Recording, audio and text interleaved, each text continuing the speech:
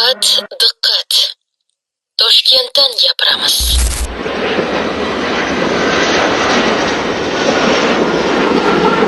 Uzbekistan Airways samolyoti maxsus reys bilan Toshkentga qo'ndi. Keyingi bayram manzili Toshkent vaksina va zardoblar ilmiy tadqiqot instituti.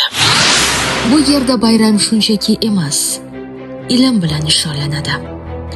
Mikroskop ortida egilgan nigoh, tajriba ortida sabr bilan kutgan qalb, bu ilmga ishongan ayollarning mehnati. Bu yerda ayollar shunchaki ishlamaydi. Kimdir laboratoriyani boshqaradi. Kimdir yangi ilmiy natijalar ustida izlanadi.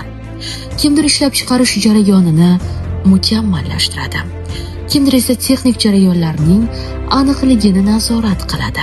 Bugun institutda 5 nafar laboratoriya mudiri, 5 nafar ilmiy xodim, 10 nafar ilmiy ishlab chiqarish mutaxassisi, 3 nafar administratsiya xodimi, 9 nafar texnik xodim, 11 nafar tayanch doktorant, 11 nafar mustaqil izlanuvchilar bor.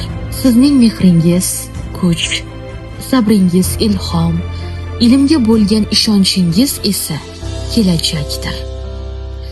Siz bor ekansiz. Ilm yanada yorqin, hayot esa yanada xavfsiz bo'ladi. Toshkent vaksina va zardoblar ilmiy tadqiqot instituti jamoasi nomidan barcha ayollarni 8-mart Xalqaro xotin-qizlar kuni bilan chin qalbdan tabriklaymiz.